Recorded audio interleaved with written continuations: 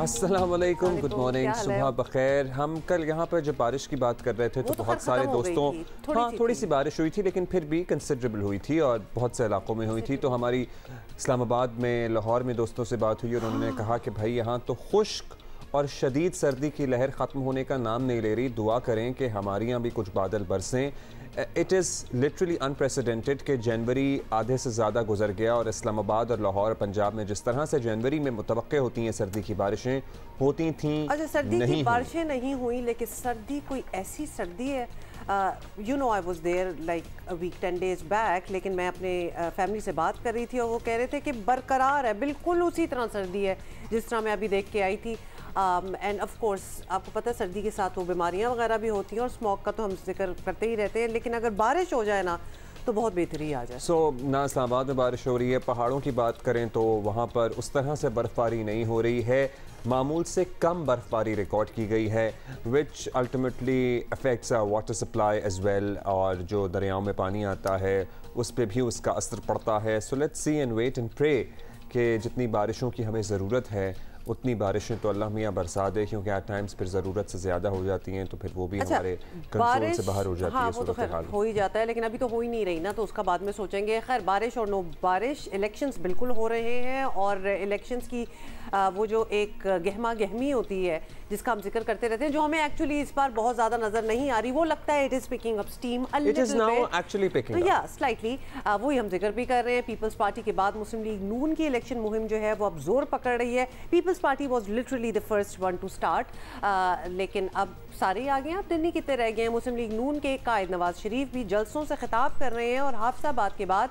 कल मानसेरा में उन्होंने मुतासिर कुन शो किया और यहाँ से वो इलेक्शन भी लड़ रहे हैं। मियाँ साहब ने खैबर पख्तूनख्वा की आवाम से कुछ शिकवे भी किए और कुछ नए वादे भी किए, देख लें। उन्होंने बिगाड़ना था वो बिगाड़ के चले गए हैं। ये पाकिस्तान के साथ बहुत जुल्म हुआ है, जान जोखों का काम होगा इस पाकिस्तान को दोबारा पटरी पर लेकर आना। लेकिन खैबर पख्तूनख्वा वालों, आप भी इस झूठे शख्स के झांसे में आ गए। यार वोट तो आपने दिया था, हुकूमत तो यहाँ थी उसकी। देखिए उन्होंने इस सूबे को कितना बिगाड़ के रख दिया है, इस सूबे को पहले से भी बुरे हाल में कर दिया है। और फिर मैं समझता हूँ जी कि इंशाल्लाह अब इस सूबे को संवारने का मौका आया है। हम में से किसी को कोई कसर नहीं छोड़नी चाहिए। ये 5 जज अपने मुल्क के वज़ीर आज़म नवाज शरीफ को ना निकालते, आज इस शहर में मानसेरा में एक खूबसूरत तरीन एयरपोर्ट होता और ऐन मुमकिन है कि खूबसूरत तरीन एक मेट्रो बस होती यहाँ पे। मुस्लिम लीग नून इलेक्शन जीतने के लिए बड़ी पुरएतमाद नज़र आ रही है, मगर लगता है कि सफ़र ज़ाहिर इतना आसान नहीं होगा। तहरीक इंसाफ गेम से आउट नहीं हुई है, अब वो जलसे भी करने वाली है और वो पॉपुलर वोट मिलने की दावेदार भी है। उधर पीपल्स पार्टी तो कब से कैंपेन कर रही है। पीपल्स पार्टी पंजाब में भी कदम जमाने की कोशिशों में है। बिलावल भुट्टो जरदारी एंटी नून लीग का तासुर देकर PTI का वोट लेने की कोशिशों में भी मसरूफ़ हैं।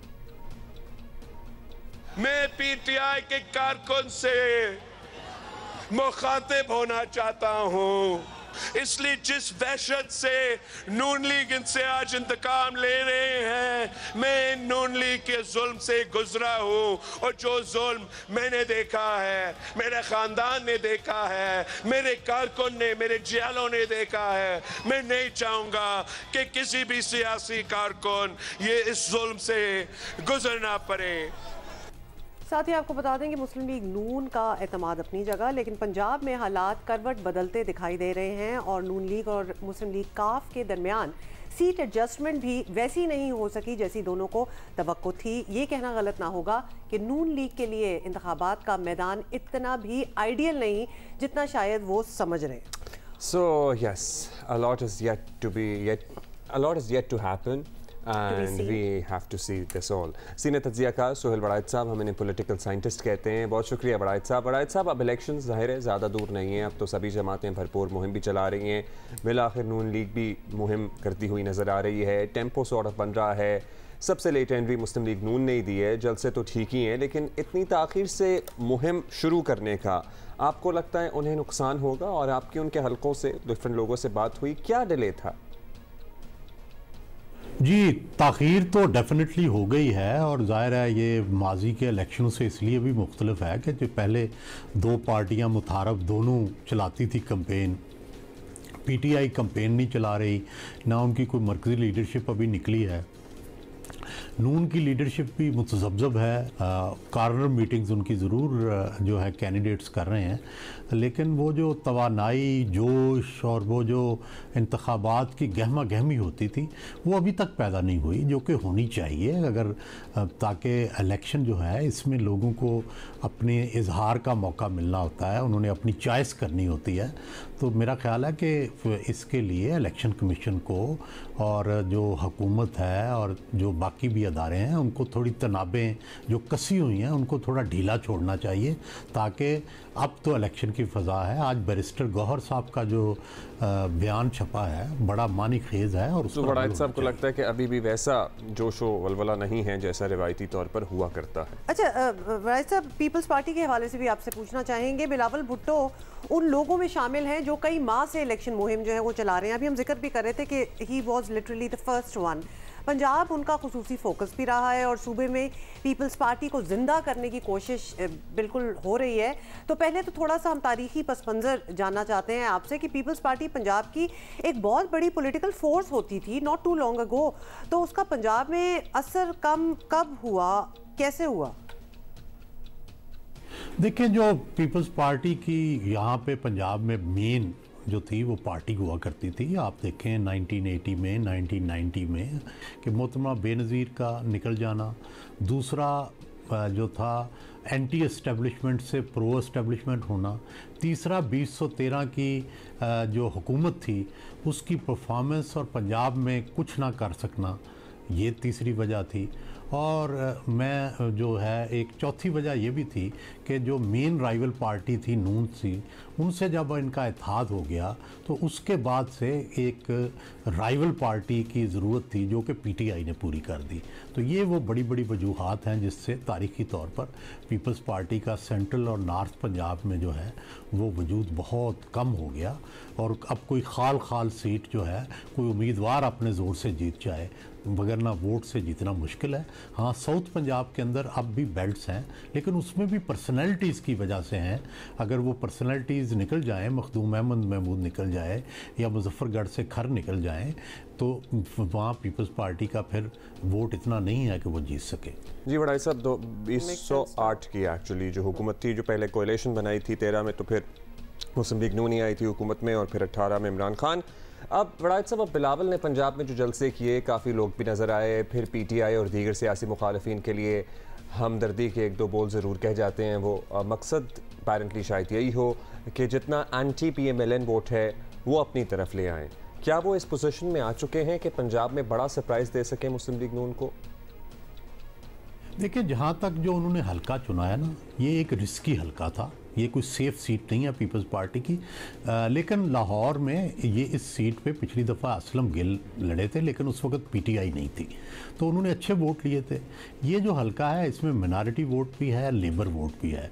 ये रवायती तौर पर ये दोनों जो हलके हैं ये पीपल्स पार्टी के वोटर रहे हैं, तो एक तो उनको वो जगाने की और आपसे साथ लगाने की कोशिश कर रहे हैं, और दूसरी बात यह है कि वो चाहते हैं कि जो न्यूट्रल ग्राउंड पे बंदा है, जो पीटीआई का हार्ड कोर नहीं है, वो उन्हें वोट दे। इसमें क्या वो कामयाब होंगे कि नहीं, अभी तो नहीं लगता, क्योंकि पीटीआई का जो हार्ड कोर है वो तो अपने उम्मीदवार को वोट देगा। तो ये एक पीपल्स पार्टी के लिए बड़ा जो है एक सख्त मरला है। दूसरी तरफ यह है कि ये जो हलका है इसमें असलम गिल साहब का काम था, उसके अलावा फैसल मीर साहब ने बड़ी स्ट्रगल की है। ये वाहिद हलका है जिसमें वो काफ़ी अरसे से मुसलसल कभी झंडे लगाते हैं, कभी लोगों के काम करते हैं, कभी कोई एक्टिविटी करते हैं। तो इसलिए फिर तीसरे जो कैंडिडेट सूबाई के हैं मियाँ मिसबाउद्दीन साहब, ये लाहौर के साबिक मेयर मियाँ शजाउर रहमान के भाई हैं और इनका भी काफ़ी इन्फ्लुएंस है, अमीर आदमी हैं, ये जिमखाना के कई दफ़ा चेयरमैन मुंतखब हुए हैं। तो ये कॉम्बिनेशन तो उन्होंने अच्छा बनाया है, लेकिन पंजाब पूरे में जो असल मुकाबला है वो तो पीटीआई और नून में है। क्या वो इस पोजीशन में आएंगे कि मेन राइवल बन जाएं, ये अभी देखना होगा।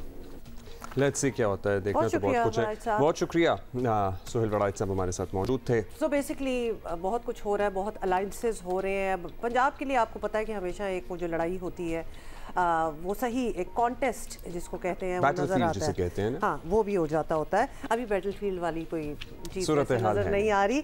Okay, going back to the weather, हम बड़े कंसर्न हैं जी कि मौसम को क्या हो रहा है और मौसम कितनी जल्दी से literally in the past couple of years हमने अपने आंखों के सामने देखा है बदलते हुए।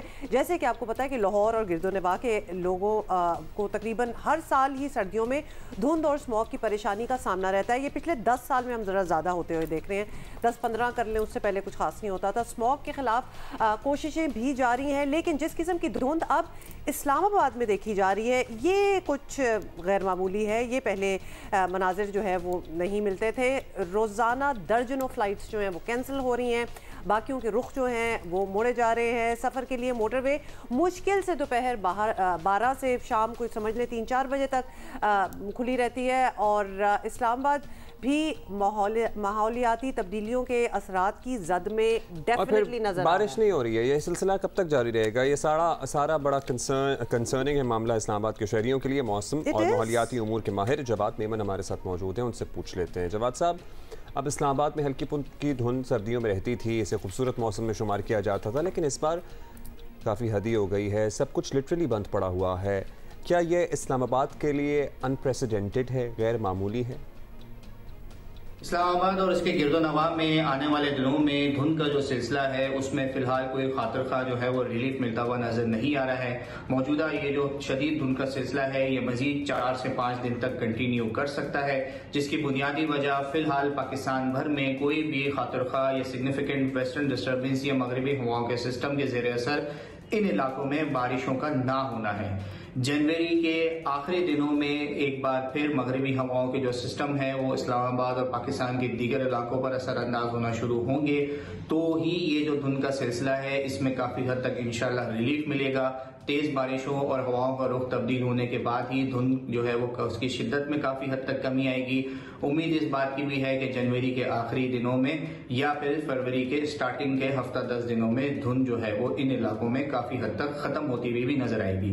फिलहाल अगले 4 से 5 दिन तक मौसम इसी तरह रहेगा, शदीद धुंध रहेगी, सूरज जो है उसकी रोशनी काफ़ी हद तक कम रहेगी और साथ ही साथ जो है वो बारिशों के सिलसिले ना होने की वजह से एयर क्वालिटी इंडेक्स भी इन तमाम तर इलाकों में खुसूसी तौर पर इस्लामाबाद और उसके आसपास के इलाकों में काफ़ी हद तक हैज़र्डस और अनहेल्दी ही रहेगा। चले, at least that's good to know कि एंड ऑफ जैन और बिगिनिंग फेब में आप कह रहे हैं कि धुंध जो है ख़त्म होती जाएगी। खासतौर पे इलेक्शन के दिनों में नहीं होना चाहिए, people will be travelling a lot. ये ज़रूर बताएं, ये बात अभी तक समझ नहीं आई कि इस्लामाबाद मतलब अनलाइक कराची, लाहौर जहाँ बिल्कुल ही कोई ग्रीनरी सब्ज़ा वगैरह नहीं होता, इस्लामाबाद तो एक बड़ा हरा भरा शहर जिसको कहते हैं, it's beautiful, it's very green. तो ये क्या समझा जाए कि क्लाइमेटिक चेंजेस जो हैं इसके असरात अब सब्ज़ा और दरख्त वगैरह भी नहीं रोक पा रहा, क्योंकि हमें इस्लामाबाद एक आइडियल सिचुएशन लगती थी कि वहाँ तो इतनी ग्रीनरी है कि वहाँ इस किस्म की चीज़ें, वैसे बहुत सी ग्रीनरी पे हाउसिंग सोसाइटियाँ भी बन गई हैं शायद, बिल्कुल दैट कुड बी रीज़न। आप बताइएगा। इस्लामाबाद यूं तो दुनिया के कई खूबसूरत तरीन शहरों में शामिल होता है और इसकी बुनियादी वजह यहाँ पर सब्ज़ा और हरियाली बहुत ज़्यादा होना है, लेकिन ये हरियाली जहाँ काफ़ी ज़्यादा इस चीज़ को प्रमोट भी किया जाता है कि जितनी ज़्यादा हरियाली और सब्ज़ा किया जाए आने वाले मौसम और क्लाइमेट चेंज में इससे काफ़ी हद तक बेहतरी होने को मिलेगी।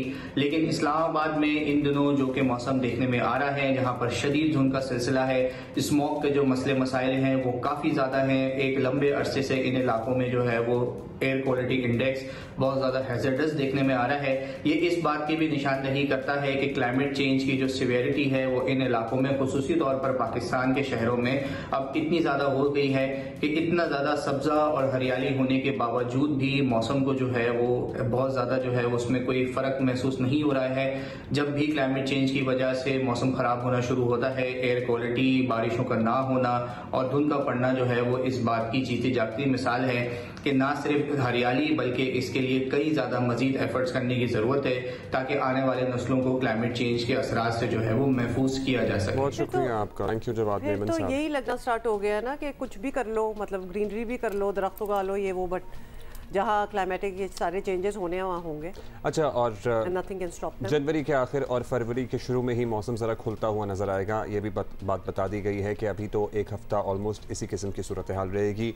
मतलब सूरज का ना निकलना जो बाज़ लोगों को बड़ा डिप्रेसिंग भी लगता है और होता भी है, लिटरली सबके लिए होता है। पहाड़ों में अगर सूरज ना निकल रहा हो ना, शामें भी जल्दी हो जाती हैं, इट डज गेट। जिस तरह लंदन के बारे में मशहूर है ना कि लंदन में सूरज नहीं निकलता और for a very long period of time, हफ्तों महीनों भी गुजर जाते हैं और बड़ा डिप्रेसिंग सा माहौल होता है। इसी तरह अब वो हमारे शहरों में भी सूरत हाल रहना शुरू हो गई है, बीट लाहौर और इस्लामाबाद और सराउंडिंग्स। अच्छा जी, ज़रा अपने मौसम का, अपने शहरों के मौसम का हाल ज़रूर बताएं, अपने मौसम का हाल भी बता दें। Tweet to us. सवाल ये Uma ji, is this the new normal now? लगता यही है, क्योंकि आपको पता ही है कि पाकिस्तान में गुज़िश्ता चंद महीनों में सोशल मीडिया सार्फिन को बार बार इंटरनेट सर्विसेज की बंदिश या स्लो डाउन का सामना करना पड़ता है। और आम तौर पर ऐसी शिकायत उस वक्त आई जब एक सियासी जमात जो है, यू नो विच वन, उन्होंने ऑनलाइन सियासी सरगर्मियों के प्रोग्राम जो हैं बनाए थे और PTA की वजाहत उस वक्त भी समझ में नहीं आ रही थी और अभी भी एक्चुअली समझ नहीं आ रही, मगर अब जो हुकूमत है उनका अपना ही मौक़िफ़ है बड़ा इंटरेस्टिंग किस्म का। जवाब पेश किया है कि बहुत से वैसे जो जवाब पेश किया है ना उन्होंने, उससे मज़ीद सवालात भी लोगों के जहनों में आ रहे हैं। निगरान वफाकी वज़ीर मुर्तज़ा सोलंकी ने कह दिया है कि इंटरनेट सर्विस बंद ना होने की ज़मानत नहीं दी जा सकती, जबकि डायरेक्टर जनरल PTA पीरज़ादा साहब का कहना है कि सॉफ्टवेयर अपडेट की वजह से सर्विसेज में खलल। What? He said that? Software update is also an actual thing. उसको किसी और पैराए में अब लिया जाता है, but yes, there is a concept other than the software update of an actual software update. Software update. Yes. सुने। अभी तक जो मेरी मालूमात है उसकी वजूहात तकनीकी हैं, उसमें कुछ सिस्टम्स की इंस्टॉलेशंस के मामलात भी हैं और इसकी बिल्कुल ज़मानत नहीं दी जा सकती कि मुस्तकबिल में इस तरह का कोई रखना नहीं होगा। आपकी और मेरी ख्वाहिश ज़रूर होगी। बेसिकली ये टेक्निकल ग्लिचेस आते हैं और एक हमारा सिस्टम लगा हुआ है जो अपग्रेड हो रहा है, तो उसकी ये वजूहात हैं और वो ये अगले 2-3 महीने तक भी आप फेस कर सकते हैं।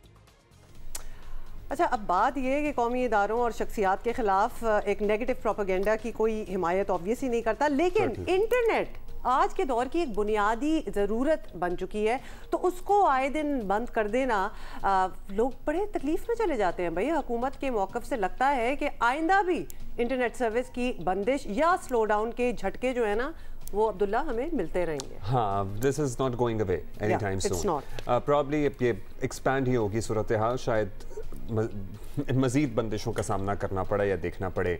नुमाइंदा खुसूसी हमारे special correspondent senior journalist Ejaz Syed हमारे साथ मौजूद हैं। एजाज सैयद, निगरान वज़ीर इत्तलात और FIA PTA हुक्काम ने एक न्यूज़ कॉन्फ्रेंस की है जिसमें बुनियादी तौर पर यह बताया गया कि ऑनलाइन अदलिया मुखालिफ मुहिम जो चलाई गई उनकी निशानदही हो गई है लोगों की जो ये चला रहे थे और अब कार्रवाई होगी। तो कुछ तफसील है इसकी या शेयर किया गया कि क्या कार्रवाई होगी और सजाएं होंगी, कैसे मिलेंगी, क्या सज़ा मिलेगी? जी बिल्कुल, जो प्रेस कॉन्फ्रेंस की गई है वज़ीर इत्तलात की तरफ से और FIA और PTI के हुक्काम भी वहाँ पर मौजूद थे, उसमें सिर्फ ये बताया गया है कि जिन लोगों ने अदलिया मुखालिफ कार्रवाई में हिस्सा लिया है या ट्रेंडिंग की है या उनके ख़िलाफ़ ट्रोलिंग की है, उनको कानून के तहत निपटा जाएगा। पीका कानून, पाकिस्तान इलेक्ट्रॉनिक क्राइम्स एक्ट का जो कानून है या उसके जो सेक्शंस हैं उनके तहत कार्रवाई की जाएगी। हमें जो बताया इन हुकाम ने, जो बाद में भी प्रेस कॉन्फ्रेंस के बाद भी वहाँ पर मौजूद थे, कि इन लोगों को बुलाया जाएगा FIA में, इनको आइडेंटिफाई कर लिया गया है, जो लोग पाकिस्तान में मौजूद हैं उनको यहाँ पर बुलाया जाएगा, और जो पाकिस्तान में नहीं है उनके ख़िलाफ़ भी जो ज़रूरी इक़दाम है वो किया जाएगा, ज़रूरी कानूनी जो कार्रवाई है वो अपने तरीके से अमल में लाई जाएगी। अच्छा एजाज़, अभी हम वैसे तो we were joking about it, लेकिन आप बता सकते हैं कि सोशल मीडिया की मखसूस हालात और मखसूस औकात में बंदिश के मामले पर जवाब ये आया है कि ये सॉफ्टवेयर अपडेट का कोई चक्कर है, तो क्या ये समझा जाए कि आने वाले दिनों में ये बंदिश जो है ये बिल्कुल एक कॉमन प्रैक्टिस हो जाएगी? जी मेरी इत्तलात पहले भी यही थी, और अब हुकूमत ने भी बाज़ाब्ता तौर पर इसकी तस्दीक कर दी है कि जो आइंदा आने वाले दिन हैं, पर्टिकुलरली इलेक्शन तक, जो सोशल मीडिया है या इंटरनेट जो है, इंटरनेट की जो तातुल है वो ख़राब होता रहेगा। वज़ीर इत्तलात साहब ने कहा था कि हुकूमत इस बात को इंश्योर नहीं कर सकती कि वो किसी रखने के बगैर जो इंटरनेट है वो सर्विसेज वो जारी रहेंगी, जबकि PTI के जो ऑफिशियल हैं वहाँ पर रिप्रेजेंटेटिव वो बैठे हुए थे, उन्होंने कहा कि जी देखिए कि हम कोई सॉफ्टवेयर अपडेट कर रहे हैं, कुछ चीज़ें इंस्टॉल कर रहे हैं, इस वजह से जो तातुल है वो ख़राब होगा या ख़राब हुआ है, जो पहले भी हुआ है। लेकिन मेरी इत्तलात ये हैं कि ये बेसिकली PTA जो है, PTA ये जो कार्रवाई कर रही है इसकी सियासी वजूहात हैं, और इसके लिए बाकायदा तौर पर मेरी इत्तलात के मुताबिक कुछ डिवाइसेस यूज़ होती हैं, एक सिस्टम यूज़ होता है जिसे PTA के दौर में ख़रीदा गया था, और अब वो PTI के ख़िलाफ़ ही इस्तेमाल किया जा रहा है। अच्छा, अगर ये इशारा लिया जाए कि इंटरनेट और सोशल मीडिया बंदिश एक मामूल बनने जा रहा है, तो ज़ाहिर है कि इसका नुकसान ही है, और दूसरा पहलू ये भी है कि सोशल मीडिया पर जैसा प्रोपेगेंडा और पर्टिकुलरली फेक न्यूज़ फैलाई जाती है, चलाई जाती है, उसको भी इग्नोर नहीं कर सकते, तो कोई और तरीक़ा नहीं है हुक्काम के पास, या फिर बस यही ऑप्शन है कि बंद कर दें सब कुछ? जी देखिए, जो सोशल मीडिया है उसकी अफादियत भी है और उसको मिसयूज़ भी किया जाता है। उसकी अफादियत को ज़्यादा मौसर बनाने के लिए उसके मिसयूज़ के बारे में कानून साजी की जाती है, और कानून मौजूद भी है। सवाल है उसकी इफ़ेक्टिव इम्प्लीमेंटेशन। अगर सोशल मीडिया को कोई मिसयूज़ करता है तो क्या उसकी इफ़ेक्टिव तरीके से बेखुनी की जा रही है? उसका जवाब है नहीं। क्यों नहीं की जा रही, उसकी भी वजूहात है, और उसमें एक जो बड़ी वजह ये है कि जो एजेंसी है जो सोशल मीडिया के मिसयूज़ के ख़िलाफ़ कार्रवाई करती है वो सिर्फ FIA है। FIA के अंदर ट्रेनिंग भी मौजूद है, FIA साइबर क्राइम विंग के लोगों के पास, लेकिन ब्रॉडली जो पाकिस्तान में जो इस मामले को देखती है वो पुलिस देखती है। लेकिन अगर ये पुलिस को मुकम्मल तौर पर इस इख्तियार दे दिया जाए तो इसका मिसयूज़ पुलिस की तरफ से भी होगा पाकिस्तान जैसी स्टेट में। तो मेरा ये ख्याल है कि इसका बेहतरीन तरीका ये है कि डेफामेशन लॉज जो हैं उनको बेहतर बनाया जाए, और डेफामेशन की जो कानून साजी है या उसका जो ट्रायल है उसे क्विक कर दिया जाए, आसान भी कर दिया जाए और क्विक भी कर दिया जाए। तो अगर कोई डीफेम करेगा या कोई झूठ बोलेगा तो दूसरा बंदा अदालत में जाएगा और उसके ख़िलाफ़ फौरी कार्रवाई हो जाए। बरतानिया में ऐसा होता है, दुनिया के दीगर मालिक में ऐसा होता है, तो उसको हम पाकिस्तान में भी मुतारफ़ करवा सकते हैं। इसका मतलब ये नहीं है कि अगर कोई मिसयूज़ कर रहा है तो आप उस जो आज़ादी है उसका ही गला घूंट दें। सोशल मीडिया के जो प्लेटफॉर्म है वो बुरे नहीं है, असल जो बुराई है वो डेफामेशन लॉज का मौसर ना होना, जो ट्रायल है उसका क्विक ना होना है। बहुत शुक्रिया जी एजाज सैयद। सो या आने वाले दिनों में अगर आपकी खाम ख्याली है कि नहीं होगा इंटरनेट बंद, चौड़ी बात करो, फिर आपको दिल चाह रहा होता है कि एंड में इतनी लंबी बात के बाद कोई तसल्ली तो मिलनी चाहिए, लेकिन होगा वही जो होगा। तो लिहाजा गेट रेडी फॉर इट। और इंटरनेट जब स्लो होगा, बंद होना होगा, जब आपका फ़ोन आप बार बार देख रहे होंगे और नहीं चल रहा होगा, या कोई भी gadget, so you know what और ये फेक न्यूज़ का मसला सिर्फ हमारा तो नहीं है, पूरी दुनिया से नबरदास्तां है, वर्ल्ड ओवर है। दुनिया में सेमिनार्स होते हैं, कॉन्फ्रेंसें होती हैं, ट्रेनिंग्स होती हैं, रिसर्चेस हो रही हैं कि अब आगे AI है, दीगर चीज़ें हैं जिसकी वजह से जाहिर है ये चीज़ फैलेगी। और उस हवाले से हम एक दफ़ा फिर आपको याद दिला दें, because we keep talking about it, और बड़े एक्सपर्ट्स को बिठा के हमने पूछा कि डिफ्रेंशिएट किस तरह किया जाए। तो आपकी इंटेलिजेंस इसमें बहुत ज़्यादा यूज़ होगी। जो एक कुछ चीज़ें होती हैं विच आर वेरी, मतलब वो फेक न्यूज़ आपको नज़र आ रही होती है, कुछ सोर्सेज जहाँ से न्यूज़ आ रही है वो भी डूबियस सोर्सेज होते हैं, तो थोड़ा सा इन्वेस्टिगेशन करना सीख लें। ताकि आपको इंसान के लिटरली अपने ऊपर है, अपने डिजिटल लिटरेसी जो है ना, इट इज़ वेरी इंपॉर्टेंट। आप सबको बताइए कि भाई सबसे पहले तो आप सोर्स चेक करें। अगर आपको लग रहा है ना कि कोई ऐसी सी वेबसाइट है जिसके बारे में आपने नहीं सुना, सोर्सेज चेक करें कि कितने लोग, कितनी सोर्सेज हैं जो एक ही सोर्स है या मल्टीपल सोर्सेज हैं, कौन बंदा रिपोर्ट कर रहा है, और थोड़ी सी फिर कॉमन सेंस भी। और मैं इन दी एंड अगर फिर भी आप सेटिस्फाई नहीं हो रहे कि ये क्या सोर्स है, तो आप जियो फैक्ट चेक, एक पूरा डिपार्टमेंट है इधर, तो यहाँ तो ये बिल्कुल बाल की खाल निकाल देते हैं कि अगर तो फैक्चुअली करेक्ट है तो बात होगी, वरना कहीं से भी कोई झूठ आ रहा होगा तो पकड़ा जाएगा। So you can write in to them as well. लेकिन चलें वहाँ तक ना भी जाएं, अपनी इन्वेस्टिगेशन ज़रूर करें और बिल्कुल ही मान ना जाएं जो भी खबर आपकी तरफ आती है। वैसे ही और भी कुछ चीज़ें हैं जो हम आने वाले वक्त में आपसे शेयर करते रहेंगे। How to identify if it's fake news. अच्छा, ये बिल्कुल वही कहानी है जैसे कि आपने भी सुनी होगी ना, प्री पार्टीशन हमारी सोने के फव्वारे और चांदी के कटोरे हुआ करते थे, लेकिन कभी पाकिस्तान हॉकी ओलंपिक्स का चैंपियन शहंशाह हुआ करता था। 4 मरतबा का वर्ल्ड चैंपियन था, 3 मरतबा का ओलंपिक का गोल्ड मेडलिस्ट और 3 मरतबा चैंपियंस ट्रॉफी का फातेह था। और ये सब हकीकत है, फ़र्क ये है इन दोनों कहानियों में, ठीक है। मगर कहना पड़ेगा कि डायनामाइट लगी इमारतें इतनी तेजी से नहीं गिरती जितनी तेजी से पाकिस्तान हॉकी लिटरली गिरी है। वैसे अब्दुल्ला चुन के आपने भी आज ना बात की है, मेरा ख्याल है कि दिल का काफी आपको वो मैं दिल के फपोले फोड़ रहा हूं। हाँ, पता है, गुबार हल्का कर रहा हूं, गुबार निकालते हैं। और इसमें obviously if they perform good, any team for Pakistan, कोई भी स्पोर्ट हो तो अच्छी बात है ना, हम सारे खुश होंगे। और जो चीज़ ना अच्छा परफॉर्म कर रही हो तो फिर दिल तो हर्ट हो ही जाता है। हम आपको समझ आ ही गई है कि पाकिस्तान हॉकी टीम की बात कर रहे हैं, और पाकिस्तान हॉकी टीम लगातार तीसरी बार ओलंपिक्स के लिए क्वालिफाई करने में नाकाम रही है। और पहले 2016, फिर 2020 और अब ओलंपिक्स 2024 पेरिस ओलंपिक्स से भी पाकिस्तान बाहर रहने पर मजबूर है। और ओलंपिक्स क्वालिफायर में तीसरी पोजीशन ज़रूरी थी, लेकिन पाकिस्तान न्यूजीलैंड से 2 के मुकाबले में 3 गोल से हार गया। तो प्लीज़ ये ज़रूर अब्दुल्ला याद रखिएगा कि कोई जीरो पे नहीं हुआ। मतलब और 2 दफा हमने एक्चुअली बर्तरी हासिल की थी, बस वो नहीं हो सका। हॉकी लेजेंड ओलंपियन समीउल्लाह साहब हमारे साथ मौजूद हैं। बहुत शुक्रिया समीउल्लाह साहब, आपने वक्त दिया। सर, पाकिस्तान एक मरतबा फिर ओलंपिक्स के लिए क्वालिफाई भी नहीं कर पाया, सो ये ज़रा जाहिर है दुख तो देती है बात, हर्टफुल बात। हमारे कौमी खेल की ये आलमी पोजीशन है, हम सब बहुत सी वजूहात पे कई मरतबा रोशनी डाल चुके हैं, लेकिन फिर भी हम आपसे जानना चाहेंगे दोबारा कि हम यहाँ तक कैसे पहुँचे। अस्सलाम वालेकुम। बिल्कुल आपने सही फरमाया कि ये तीसरा ओलंपिक गेम्स हैं जिसमें पाकिस्तान क्वालिफाई नहीं कर रहा। इससे पहले जो ब्राज़ील में हुआ, फिर जापान में हुआ और अब पेरिस में होने वाला है। ये बड़ी अजीब सी सूरत हाल है। पाकिस्तान जिसने 3 Olympic games, 4 world cup, 7 Asian games, 3 champions trophy जीती हुई हैं और वो क्वालिफाई ना कर सके, और ये बहुत अच्छा मौका था पाकिस्तान के लिए क्वालिफाई करने का। दूसरा, जैसे आपने बताया कि हमारे हालात क्यों ख़राब हुए, एक तो कंट्रोवर्सी बड़ी रही, फेडरेशन में उखाड़ पिछाड़ बड़ी हुई, खिलाड़ियों को कोई इंसेंटिव नहीं है। उसके अलावा जो एडमिनिस्ट्रेशन है वो इस काबिल नहीं कि वो गवर्नमेंट को ये बता सके कि हम जो काम कर रहे हैं ठीक कर रहे हैं। उनकी परफॉर्मेंस बिल्कुल भी अच्छी नहीं, जिसकी वजह से पाकिस्तान स्पोर्ट्स बोर्ड भी उनको सपोर्ट नहीं कर रहा और पाकिस्तान गवर्नमेंट भी नहीं कर रही। उसके बावजूद गवर्नमेंट उनको टिकट्स दे रही है, स्टे दे रहा है, वो इतनी सी चीज़ें कर रही हैं।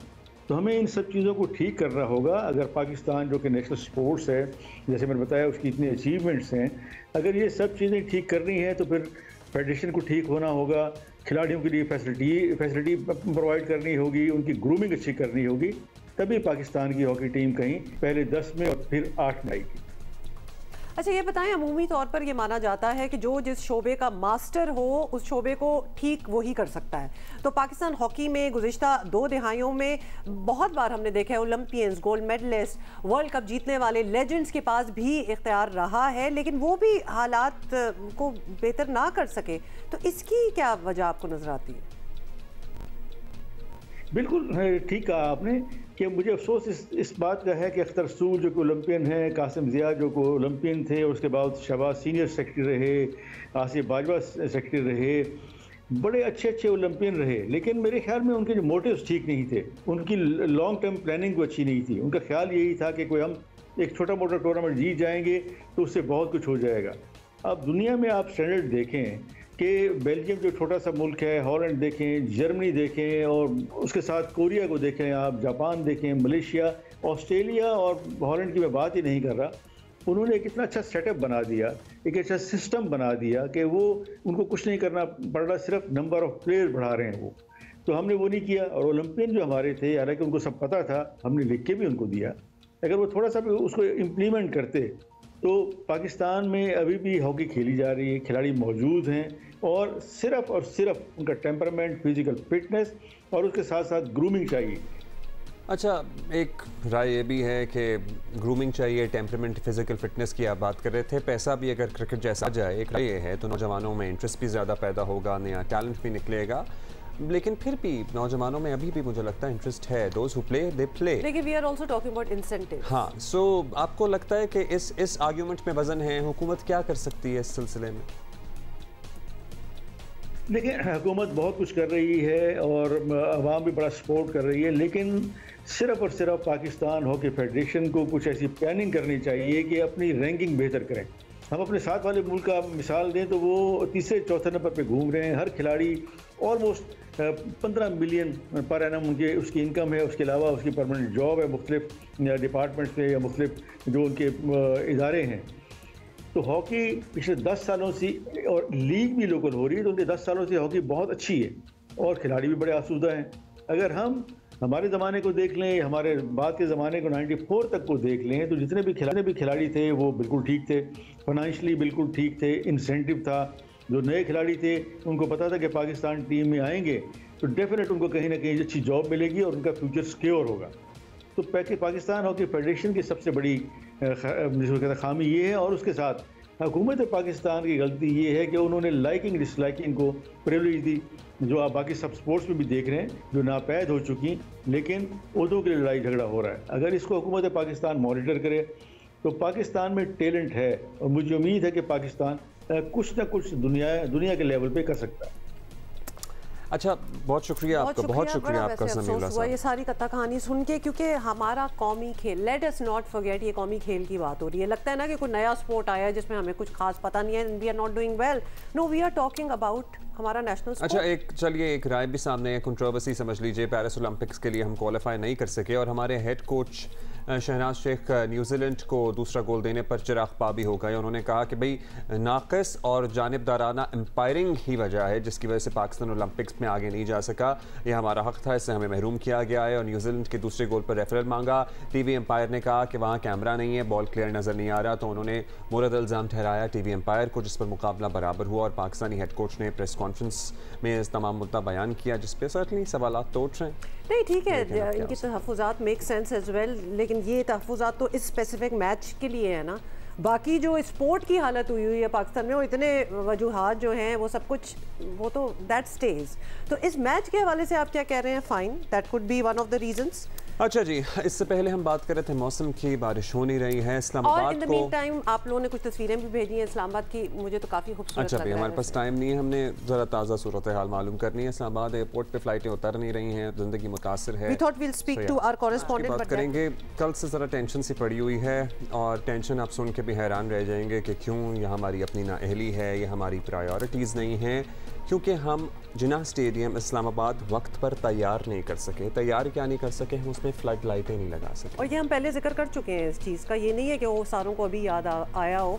जब से फुटबॉल जो है थोड़ी सी ज़्यादा खेली जा रही है और प्रोफेशनली खेली जा रही है पाकिस्तान में, बाहर की टीमें आ रही हैं, तो तब से हम ये पॉइंट आउट कर रहे हैं कि एक तो हमारे पास स्टेडियम्स बहुत कम है, और जो हैं दे आर एब्सोल्युटली ये रिक्वायरमेंट थी ना, जॉर्डन के साथ हमारा मैच होना था। खैर तफसील आपको बता दें, Pakistan football federation normalization committee के लिए ज़ाहिर नई मुश्किल ये है कि फीफा वर्ल्ड कप क्वालिफायर की मेज़बानी इस्लामाबाद के बजाय अब किसी और मुल्क में होने के इम्कानात बढ़ते जा रहे हैं। फीफा पाकिस्तान की अब ये मैच न्यूट्रल वेन्यू पर कराए जा सकते हैं, और वजह यह है कि इस्लामाबाद स्टेडियम फीफा के मायार पर पूरा उतरने में नाकाम रहा है। और दूसरा ये कि फेडरेशन के अपने मामलात भी कुछ गड़बड़ी हैं, और ऐसे हैं कि दूसरों को बात करने का मौका मिल रहा है। पाकिस्तान फुटबॉल फेडरेशन का कहना है कि मार्च में होने वाली होम लीग न्यूट्रल वेन्यू पर कराने के लिए उर्दन से बात करने पर गौर कर रहे हैं। पाकिस्तान और उर्दन के दरमियान फीफा वर्ल्ड कप क्वालिफायर 21 मार्च को स्केड्यूल्ड है। दूसरी तरफ एक सेकेंड, आपकी सारी जो स्पीच हमने सुन ली है, thank you, no surprise at all, number 1। Number 2, फिर हम क्यों ऐसी बातें करते हैं अभी हम, क्योंकि अभी आपको पता है ना, ब्रेक से पहले हम हॉकी का यही हाल जो थे डिस्कस कर रहे थे, अब हम फुटबॉल का कर रहे हैं। क्रिकेट जिसमें हमने बहुत डाला, उसका तो वैसे ही बैट आजकल फेस चल रहा है। So we can talk about it. जो फीफा हमारी जो पाकिस्तान फीफा फुटबॉल फेडरेशन है ना, उसका ये मौक़िफ़ सामने आया और उसके बाद जो बैनुल-सूबाई राब्ता की हमारी वजारत है उनकी तरफ से ख़त आ गया कि जी हम तो लिख रहे हैं और हो सकता है हमें मज़ीद टाइम मिल जाए। सो हम ये सारा कुछ जान लेते हैं। हमारे deputy sports editor Faizan Lakhani ने हमें ज्वाइन किया। Faizan, thank you. Faizan, what is the exact status? ये फ्लड लाइट्स लगाने पर काम जारी था, वक्त पर मुकम्मल नहीं हो सका या सिरे से काम शुरू ही नहीं हो सका? Did this come as a surprise to you as well, या फिर आपको पता था कि भाई ये होना नहीं है?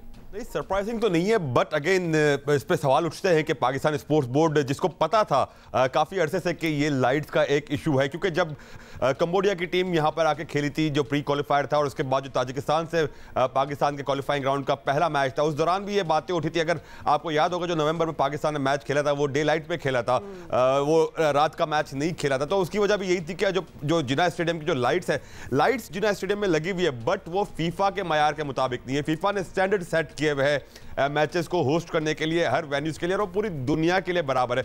तो उस स्टैंडर्ड को मीट नहीं कर रहा था जिना स्टेडियम रात का मैच होस्ट करने के लिए। और भी बहुत सारी ऐसी चीजें हैं जिसमें आप फीफा के किसी भी मैच में आप तमाशाइयों को सीढ़ियों पर नहीं बिठा सकते, आपको वहां पे कुर्सियां नस्ब होनी चाहिए। कुर्सियों का भी एक स्टैंडर्ड है, एक नंबर ऑफ रूम्स होने चाहिए टीम के लिए।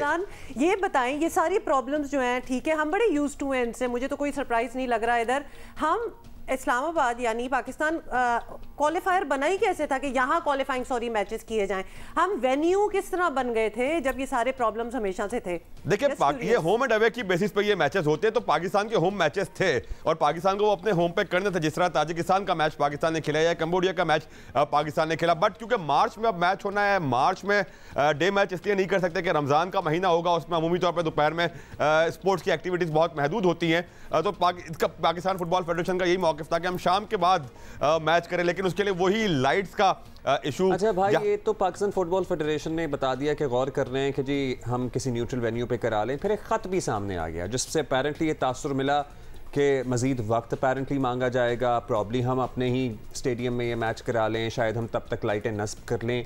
वो क्या कहानी है? नहीं, देखिए, इसमें दो खुद कल इनफैक्ट सामने आए। एक पाकिस्तान स्पोर्ट्स बोर्ड का खत था और एक खत था जो आईपीसी के वजीर बैनुल-सूबाई राब्ता के वजीर फवाद हसन फवाद ने फीफा के सदर जियानी इन्फेंटिनो को लिखा था। वो पहले लिखा था, बट उसको वो कल मंजरे आम पर आया था। बट अभी जो जिना स्टेडियम का मैच और जो पाकिस्तान का उर्दन से मैच है, उसके हवाले से जो पाकिस्तान स्पोर्ट्स बोर्ड का जो खत था, जो पीएफएफ की प्रेस रिलीज के बाद सामने आया था, जिसमें स्पोर्ट्स बोर्ड ने ये बताया था कि हम आपको ये रेडी कर देंगे। उस खत पे 19 तारीख की डेट दर्ज है, बट कल दोपहर तक पीएफएफ का यही मौक़िफ़ था कि हमें वो खत मिला ही नहीं है। लेकिन मैं यहाँ पे आपको एक अपडेट ज़रूर बता दूं कि पाकिस्तान फुटबॉल फेडरेशन ने जो एएफसी को खत लिखा है, जो एएफसी को जो पीएफएफ ने अपना मौक़िफ़ दिया, क्योंकि 21 जनवरी डेडलाइन थी पाकिस्तान के पास, या जो भी टीमें अपना होम मैचेस होस्ट करनी है, 21 जनवरी उसकी डेडलाइन थी। तो पाकिस्तान फुटबॉल फेडरेशन ने एएफसी को अभी नहीं कहा कि हम न्यूट्रल वेन्यू पर जा रहे हैं। एएफसी से उन्होंने ये कहा है कि हमको कुछ और वक्त है, जो गो के अभी एएफसी ने पीएफएफ को वक्त नहीं दिया या जवाब नहीं दिया कि वक्त देंगे या नहीं देंगे। बट कल जो पीएफएफ ने ऐलान कर दिया, उसके बाद थोड़ी हलचल ऑफ कोर्स स्पोर्ट्स बोर्ड में भी हुई है, उनको भी एहसास हुआ है। जब हमें मजीद टाइम चाहिए, अगर इस किस्म की बातें हो रही हो, तो प्लान क्या है हमारा? We want to make a difference, make the changes जो कि फीफा अप्रूव्ड है, ताकि हम ही होम प्ले के लिए हमें न्यूट्रल वेन्यू ना जाना पड़े, होम पे ही हमारी गेम्स हो। देखिए, अगर मार्च के लिए नहीं भी हो सकता तो जून में हमारा सऊदी अरब के साथ होम मैच है, एटलीस्ट हमें उसकी तैयारी के लिए, उसकी मेजबानी के लिए सारी तैयारियां कर लेनी चाहिए। क्योंकि ताजिकिस्तान का जो मैच था इस्लामाबाद में, उसमें 25,000 तमाशाई स्टेडियम में मौजूद थी, जो इस बात का सबूत है कि पाकिस्तान में लोग फुटबॉल देखना चाहते हैं। और अगर पाकिस्तान के ये फैंस डिप्राइव होते हैं उस फुटबॉल के एक्शन को देखने से, उनके साथ ये बड़ी नाइंसाफी होगी। तो लाइट्स को अपग्रेड करना बहुत जरूरी है, सीटों को अपग्रेड करना बहुत जरूरी है, वहां पे जो ब्रॉडकास्ट फैसिलिटीज है। हम we are past that stage कि अब हमें प्रूव करना पड़े कि हमारा इंटरेस्ट कितना है लोगों का। ऑब्वियसली 25,000 क्या, स्टेडियम में कैपेसिटी 50 की होती तो शायद 50 भी बैठ जाते, लेकिन वो डे मैच था। तो ऑब्वियसली सब कुछ शायद ठीक ही हो गया होगा, लेकिन मैं सिर्फ I am trying to gauge क्या हम उस सीरियसनेस पे अब पहुंच गए हैं कि हम ये लाइटें, ये सीटें, ये सब कुछ चेंज करें। देखिए, स्पोर्ट्स बोर्ड की जानिब से बयानात तो आ रहे हैं, बट देखिए प्रैक्टिकली कुछ चीजें होती नजर आनी चाहिए। पीएसबी ये दावा जरूर कर रहा है कि हमने टेंडर कर दिया है लाइट्स के लिए, बट वो टेंडर मैंने बहरहाल नहीं देखा, पब्लिक की नज़र से शायद वो टेंडर नहीं गुजरा या मेरी नज़र से बहरहाल वो टेंडर नहीं गुजरा, लेकिन अगर आज जनवरी में भी अगर वो टेंडर होता है या दिसंबर में भी वो टेंडर होता है तो उसके लिए जो पेपरा के कवानीन है उसके तहत भी वक्त लगना है। तो अगर अब भी उसको काम करते तो अगर हम मार्च का मैच अगर पाकिस्तान नहीं होस्ट कर सकता तो कम से कम जो जून में सऊदी अरब वाला मैच है शायद वो जरूर होस्ट कर ले। अच्छा, एक और इशू है वो है इलेक्शन का, जो दूसरा खत आप कह रहे थे ना, दूसरा खत सामने आया जिसमें फवाद हसन फवाद ने कहा फीफा को कि भाई आप 15 मार्च तक ये पाकिस्तान फुटबॉल फेडरेशन के इंतखाबात कराएं। तो how important are these elections, ये ज़रा एक्सप्लेन कर दीजिएगा, और इसके क्या असरात हो सकते हैं अगर ना कराए गए, और क्या कोई है इम्कान के ना कराए जाएं वक्त पर इंतखाबात? देखिए, निचली सतह पर तो प्रोसेस शुरू हो चुका है। इस बार जो PFF की नॉर्मलाइजेशन कमेटी जो फीफा ने अपॉइंट की है वो उनकी कोशिश ये है कि वो डिजिटाइज सारा सिस्टम करे, और पाकिस्तान फुटबॉल कनेक्ट के नाम से उन्होंने एक ऑनलाइन फॉर्म बनाया है जहां पे तमाम क्लब्स जिनके वोटिंग राइट्स होते हैं वो रजिस्टर होते हैं। उस मामले में काफ़ी दुश्वारी है क्योंकि उन्होंने कुछ शराइत रखी है, जैसे फुटबॉल क्लब का अपना अकाउंट होना चाहिए, अपनी चीज़ें कुछ ज़रा हाउस इन ऑर्डर होना चाहिए, जो पाकिस्तान में लोकल फुटबॉल क्लब्स हैं उनके भी, जो कि पाकिस्तान में एक रिवायती तौर पर जिस तरह क्लब्स चलते रहते थे उस तरह से चीज़ें इन ऑर्डर नहीं थी, उन चीज़ों को ऑर्डर लाना चाह रहे हैं। बट कुछ हद तक काम शुरू हो चुका है। 15 मार्च की डेडलाइन फीफा ने भी इस जो मौजूदा नॉर्मलाइजेशन कमेटी है जो हारून मलिक की सरबराही में काम कर रही है उनको दी थी कि इससे ज़्यादा आपका मैंडेट हम एक्सटेंड नहीं कर सकते यहाँ तक इलेक्शन कराने। तो फवाद हसन फवाद ने जो शिकायतों से भरा लेटर भेजा जिसमें ये शिकवा किया कि 4 साल हो गए अब तक PFF की नॉर्मलाइजेशन कमेटी ने इलेक्शन नहीं कराया, गो कि 4 साल में 13 माह पाकिस्तान बैन भी रहा फीफा की वजह से। आपको याद होगा जो लाहौर में एक ग्रुप ने PFF के ऑफिसर्स को टेक ओवर कर लिया तो उसके बाद फीफा ने पाकिस्तान को सस्पेंड कर दिया था। फिर कोविड की वजह से भी तकरीबन साल 1.5 साल ज़ाया हुआ, तो ये अरसा भी इस दौरान रहा है। बट इलेक्शन अब हो जाने चाहिए। पाकिस्तान फुटबॉल फेडरेशन डिजर्व करती है कि एक इलेक्टेड बॉडी हो जो इस फुटबॉल के मामलात को, पाकिस्तान फुटबॉल के अफेयर्स को लेकर आगे बढ़े। अब देखिए मार्च में होती है या आगे होती है, एक चीज़ यहाँ पे तय है कि फीफा गवर्नमेंट्स को इतना ज़्यादा एंटरटेन नहीं करता, और 211 ममालिक फीफा के हैं, यूनाइटेड नेशन से ज़्यादा मेम्बरान फीफा के हैं, बहुत स्ट्रॉन्ग बॉडी है, ना वो सियासी मुदाखलत बर्दाश्त करता है, वो दीगर ममालिक की अदालती फैसलों को भी नहीं करता। उसने इंडिया जैसे मुल्क को भी बीच में सस्पेंड किया था, वो बड़े बड़े मुल्कों को सस्पेंड कर चुका है। तो हमारे सियासी लीडरशिप को ये देखना होगा कि अगर वो फुटबॉल के मामलों में अगर ज़्यादा इंटरफेरेंस करेंगे तो फीफा उसको थर्ड पार्टी इंटरफेरेंस कंसिडर करेगा, और फिर वही हालात हो जाएंगे जिस तरह माजी में होते रहे। तो बेहतर यह है कि अफाम और तफहीम से तीनों पार्टीज मिलकर, जिसमें नॉर्मलाइजेशन कमेटी, फीफा और ऑफ कोर्स जो हमारे हुकूमत है, वो मिल के डिक्टेट करने की बजाय मिल के अफाम और तफहीम से एक रोड मैप डिस्कस करें और फिर पाकिस्तान फुटबॉल के मामलात को दुरुस्त में लेकर आए। और उम्मीद तो हमारी ये है, वो कहते हैं ना कि strike while the iron is hot, कि इस वक्त ज़रा ये बात जो है हो रही है, Pakistan is doing well in football, ज़रा इंटरेस्ट भी है, यहाँ मैचेस भी होने चाहिए, तो ये चेंजेस हो जाने चाहिए अब, वरना फिर ठंडे पड़ जाएंगे, फिर कुछ साल गुजर जाएंगे। चूंकि फैजान है ही साथ, तो ज़रा दो मामला, इससे पहले हम हॉकी की बात कर रहे थे, ओलंपियन समीउल्लाह साहब हमारे साथ मौजूद थे, ज़ाहिर है उनकी राय का बड़ा एहतराम है, लेकिन उसके बाद हमने एक और इशू भी बताया सब लोगों को कि TV एम्पायर पे अब मलबा डाला जा रहा है, बताया जा रहा है कि भाई TV एम्पायर के पास कैमरा नहीं अवेलेबल था। सो अब हमने जो बात की है इससे कोई फ़र्क पड़ेगा या बस जो होना, ज़ाहिर है जो होना था वो तो हो ही गया, बट आप हमें इस बारे में मज़ीद बता सकते हैं जो और क्रिटिकली एनालाइज करते हैं हॉकी को, उनकी भी क्या यही राय है? देखिए, अगर आप अब अंपायर्स पे डालें या किसी और पे डालें, आपको याद होगा क्रिकेट में भी मोहम्मद हफीज साहब टेक्नोलॉजी कर्ज की बात करने लग गए थे जब पाकिस्तान मैच हारा था।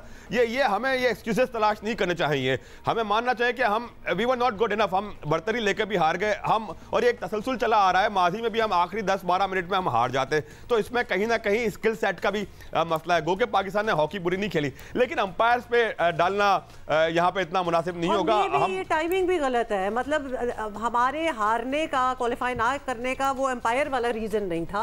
This might be one of the things. आप दीगर मैचेस भी अच्छे खेल सकते थे, आप तीसरी मर्तबा आप ओलंपिक के लिए क्वालिफाई नहीं कर पा रहे, 3 मर्तबा की ओलंपिक गोल्ड मेडलिस्ट टीम मुसलसल 3 मर्तबा ओलंपिक्स के लिए क्वालिफाई नहीं कर पा रही। तो अब ये किसी और चीज पे मलबा नहीं डाला जा सकता। फैजान, एक और चीज जिसके बारे में आप हमें डिटेल दे सकते हैं, अभी बिल्कुल ये कल रात की ही खबर है, और अगर किसी ने नहीं सुनी तो हम बता दें कि निगरान वजीर आजम अनवारुल काकर ने CM पंजाब निगरान जो हैं मोहसिन नकवी साहब, उनको चेयरमैन मैनेजमेंट कमेटी PCB तैनात करने की मंजूरी दे दी है। कैसा फैसला लग रहा है, इसकी कुछ इनसाइड डिटेल्स? हाँ, इंतखाबात हो जाएंगे 8 से पहले, क्या होगा क्योंकि जाहिर है इलेक्शन सर पे हैं, उसके बाद क्या सिनेरियो बनेगा। हम तो एक्चुअली आपस में बात कर रहे थे तो हम ड्यूरेशन भी सोच रहे थे कि लिटरली क्या 2-3 हफ्ते के लिए होंगे या फिर इलेक्शन के बाद भी यही सेटअप चलेगा। नहीं, देखिए इत्तलात के मुताबिक उनको बोर्ड ऑफ गवर्नर जो BOG है PCB का, उसमें भी नामजद किया जा रहा है और जिसके बाद PCB के इंतखाबात में हिस्सा लेके वो फिर चेयरमैन दोबारा मुंतखब हो सकता है, क्योंकि बोर्ड ऑफ गवर्नर्स में बतौर पैटर्न के नुमाइंदे उनको नामजद किया जाने की इत्तला है मुस्तफा रमदे के साथ। तो अभी बहुत सारी सवाल हो रहे हैं कि उनके पास 2 ओहदे कैसे हो सकते हैं, क्योंकि ये इंटरिम दोनों पोजीशन है, मैनेजमेंट कमेटी वाली भी इंटरिम पोजीशन है, ये भी केयर टेकर पोजीशन है। तो यहाँ पर ये दोनों चीज़ें शायद इनकी जो बताया जा रहा है कि ये बजट वक्त चल सकते हैं, बट जब ये मुस्तकिल चेयरमैन PCB बन जाएंगे तो उस वक्त तक इनका जो निगरां वज़ीर आला का ओहदा है वो मुकम्मल हो जाएगा, क्योंकि 4 फरवरी को जो मैनेजमेंट कमेटी है उसकी मुद्दत पूरी होनी है। उसके बाद बाज़ाब्ता तौर पर इलेक्शन कमिश्नर के पास official charge, constitutional charge PCB का आ जाएगा। फिर 14 दिन का टाइम इलेक्शन कमिश्नर के पास होगा कि वो उसके दौरान इंतखाबात कराए, वो टाइम भी एक्सटेंडेबल है 1 हफ्ते तक। तो यानी आप अगर उसको भी 3 हफ्ते लगा लें, 21 दिन लगा लें, तो 4 तक ये अपनी निगरान वज़ीर आला की जिम्मेदारियों से सबकदोश होंगे। बिल्कुल, उस वक्त सबकदोश हो जाएंगे। उस वक्त तक फिर इंतखाबात का टाइम आ जाएगा PCB के, एंड PCB में फिर इलेक्शन होंगे और फिर ये अपने फराइज सर अंजाम देंगे। Thank you Faizan, thank you for being with us. Interesting times. हाँ, अच्छा जी। लेकिन वो जो फुटबॉल वाली हम बात हो रही थी ना, जो हम कुछ महीनों से बात कर रहे हैं और बड़ी अर्ज कर रहे हैं कि फुटबॉल क्रेज़ है पाकिस्तान में, अब तो मेरा ख्याल है कि 2 राय नहीं रही, तो लिहाजा हमें अपना सेटअप ऐसा बना लेना चाहिए जहाँ प्लेयर्स हैं वो भी इंजॉय करें और कुछ वर्ल्ड क्लास कुछ उनको फील्स आए और स्पेक्टेटर्स हैं पैसों का मसला नहीं होता, लिटरली एक ही क्रिकेट ही रह गया जो देख सकते हैं जब होती है। ये कहते हैं जी फंड्स का, जहां आपके ऊपर मतलब आपका ये क्वालिफायर है फीफा के लिए, दुनिया की टीमें आके आपके पास खेल रही हैं, पैसे तो आप अरेंज कर ही सकते हैं। I am sure flood lights लगाने के, जो वर्ल्ड स्टैंडर्ड हो, लाइट्स को अपग्रेड करने के लिए, सीट्स को बेहतर करने के लिए, ये नियतों के मसले होते हैं, कॉम्पिटेंसी के मसले हवाले से क्या कह के गए हैं समीउल्लाह साहब से हम जब बात कर रहे थे हॉकी का, तो उनका भी ये कह रहा था कि विजनरीज नहीं है, बड़े बड़े नाम आए जिन्होंने हॉकी को ठीक करने की कोशिश की, लेकिन there was no long term planning. एक होता है कि दिल दिमाग मतलब गुर्दा सब कुछ डाल दें उस चीज़ में, क्योंकि हमने इसको बनाना है, तो हमें उस किस्म की एनर्जी, उस किस्म की विजन, ड्राइव, स्टीम, ये सब कुछ चाहिए। फिर बाज़ लोग ये राय जी क्रिकेट के मामलात क्रिकेटर्स को देखने चाहिए, उसका नॉन क्रिकेटर से कोई ताल्लुक नहीं होना चाहिए। हॉकी के मामलात हॉकी प्लेयर्स नहीं देखे तो उसका हाल देख लिया था। सो आई थिंक ये वो कोई फार्मूला सेट नहीं हो सकता। सो या it depends on the personal competency और कितना आप चीज़ों को समझते हैं और बेहतर करने की ख्वाहिश रखते हैं। सो या अच्छा, फ्रॉम अक्रॉस द बॉर्डर ये चीज़ आप शायद देख भी रहे हो, फॉलो भी कर रहे हो। आपको बताएं कि भारतीय वज़ीर आज़म नरेंद्र मोदी ने अयोध्या में शहीद की गई बाबरी मस्जिद की जगह राम मंदिर का इफ्तिताह कर दिया है, और कोई ऐसा वैसा इफ्तिताह नहीं किया, बहुत ही फैन फेयर के साथ। तो इस कदम के बाद कोई शक नहीं रह गया कि अब भारत सेक्युलर से कट्टर हिंदू रियासत जो है उसमें तब्दील हो गया है। और ये अगर आप देखते हैं विजुअल्स जो कि अभी आप देख भी रहे हैं तो आपको पता चल जाता, कल राम मंदिर के इफ्तिताह के मौके पर हिंदू पंडित, अरकान असेंबली, खिलाड़ी, शोबिस शख्सियात, यू नेम इट, इन समेत दुनिया से जो इंडियन बिलियनियर्स हैं उनको ट्रैवल कराया गया। बॉलीवुड के बड़े बड़े सितारे जिनकी फिल्में आप बड़े शौक से देखते हैं, एक सिंबॉलिक भी होता है ना, कोई बंदे में स्पाइन भी होती है के करीब चार्टर्ड फ्लाइट्स जो जी जी वो वहां उतरी हैं। He made sure that this become a global affair और पूरी दुनिया में इस बारे में बात हो, और ये बड़ा सिंबॉलिक होता है, ये सोच समझकर जाहिर किया गया है। और ये विजुअल्स आपके सामने हैं। नरेंद्र मोदी ने मूर्ति की रुनुमाई की और अपने कारनामे पर फ़ख्र करते दिखाई दिए। अब मेरा ख्याल है किसी को कोई शक रह नहीं गया कि भारत का सेकुलर आइन महज किताबों तक ही महदूद है। हकीकत में रियासती सतह पर भारत एक कट्टर हिंदू रियासत है। मुसलमानों समेत भारत में रहने वाली जो दीगर अक़लियतें हैं उन पर पहले ही ज़िंदगी तंग है, और अब उनके हकूक़ के तहफ़्फ़ुज़ के लिए दुआई की जा सकती है, या हम आलमी फ़ोरम्स पर आवाज़ उठा सकते हैं, या इस तरह से लोगों में आगाही दे सकते हैं कि भाई ये हो रहा है। अपोजिशन जमात कांग्रेस समेत दीगर जमातों ने राम मंदिर के इफ्तिताह को हिंदू वोट हासिल करने के लिए मोदी का ड्रामा और साजिश करार दिया। वैसे this is certainly an important factor. और आपको पता है ना कि इंडिया में भी इलेक्शंस हैं, तो this is an election year. 1992 में वो विजुअल्स याद होंगे, पर्टिकुलरली 90s किड्स को तो ये तस्वीर कभी नहीं आंखों से ओझल हो सकती जब वो बाबरी मस्जिद को एक दफ़ा दोबारा दिखाएं और रिविजिट करें for people who have not. These are some haunting visuals जी। आपको पता है कि बिल्कुल मस्जिद के ऊपर चढ़ जाना और उसके बाद जो चीज़ आपके हाथ में आई उससे तोड़ना आप शुरू कर दें, ये सारे विजुअल्स बड़े iconic, disturbing, whatever you want to शहीद कर दी थी मस्जिद और अब यहाँ पर मंदिर तामीर कर दिया गया है। और सिर्फ मंदिर तामीर नहीं किया गया, खामोशी के साथ पूरी दुनिया में ढिंढोरा पीटा गया है। और ये भी याद दिला दें, इसके बाद जो राइट्स हुए थे वो भी पूरी दुनिया ने देखे। इंडिया की हम बात कर रहे हैं, कोई 2000 people died because of it. इसके बाद जो इंसुइंग राइट, मतलब आइडियली तो यही होता है तहजीब याफ्ता, तरक्की याफ्ता मुल्कों में कि जब इतने लोग किसी वाक़े के बाद शहीद हो जाएं या जान से चले जाएं तो उनका यादगारी एक मोनूमेंट तामीर भी किया जाता है। लेकिन यहाँ पर जो इस तनाज़े की वजह बना मामला, उसी को आगे बढ़ाया गया और फिर दुनिया को बुलाया भी गया कि देखो हम तो ये करेंगे।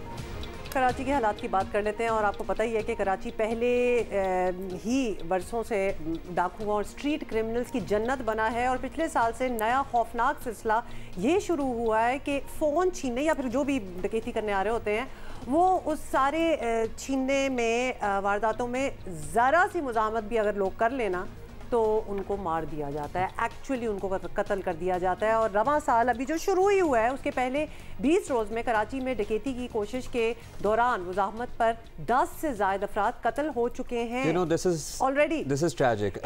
आप इसको ज़रा दोबारा से हम आपको बताएं, सिर्फ 20 दिन हुए हैं इस साल को शुरू हुए भी और डकैती मुज़ाहमत पर हम और वारदातों की बात नहीं कर रहे, 10 लोग मारे जा चुके हैं।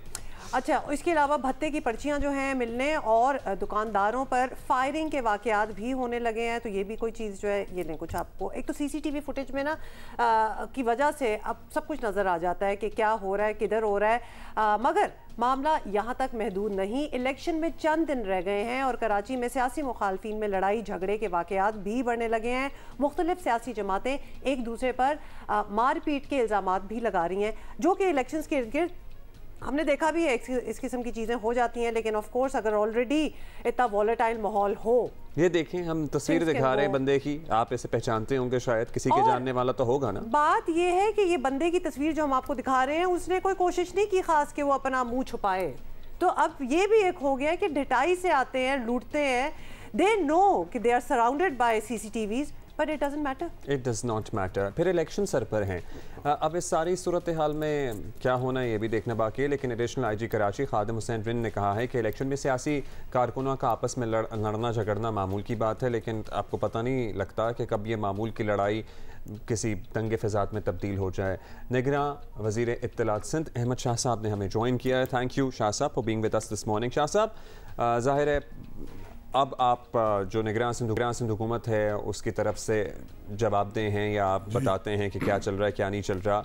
आप लोगों ने ब्रीफ लिया, ये जो हालिया दिनों में ही स्ट्रीट क्राइम तो पहले ही था, लेकिन डकैती मुज़ाहमत पर लोगों का मारे जाना और फिर भत्ते की पर्चियाँ आना, क्या किया जा रहा है इसकी रोकथाम के? देखिए, ब्रीफ तो मुसलसल हो रहा है और जो हाईएस्ट लेवल है चीफ मिनिस्टर सिंध, उन्होंने आपको पता ही है कि ख़त भी लिखा है, IG को भी लिखा है और DG रेंजर्स को भी लिखा है।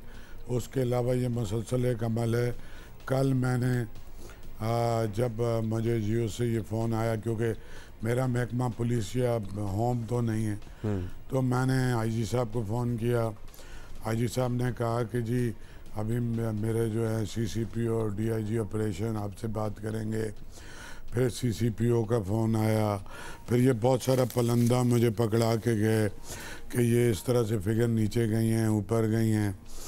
तो मैंने उनसे ये बात की कि स्ट्रीट पे साफ नज़र आ रहा है, TV की स्क्रीनें भी दिखा रही हैं, बढ़ा चढ़ा के इसलिए नहीं बता सकती कि एक्चुअल जो है उसकी फुटेज आ रही है कि यहाँ कत्ल हो रहा है, यहाँ डकैती हो रही है। तो ये तो इसमें तो कोई भी शुबा नहीं है कि पिछले 6 महीने में जो क्राइम का रेशो थोड़ा नीचे गया था, कुछ कार स्नैचिंग भी नीचे गई थी, कुछ मोबाइल स्नैचिंग भी नीचे गई थी, लेकिन इस महीने का मैंने उनसे स्पेसिफिक बात की है और जो कि नज़र भी आ रहा है, तो क्राइम का रेट भी बढ़ा है। ये जो मर्डर्स की आपने बात की है, ये जो पुरतशद्दुद मर्डर्स हो रहे हैं, ये जो मतलब एक मोबाइल छीनने पे कत्ल कर देते हैं, ये फिनोमेना है, तो ये बिल्कुल हो रहा है। और हुकूमत अपने तौर पे, कल हम कैबिनेट में साथ थे और मैं ब्रिगेडियर साहब से भी हर रोज़ या दूसरे दिन ये बात करता हूँ कि भाई अलार्मिंग सिचुएशन है। और अब्दुल्ला आपको पता है कि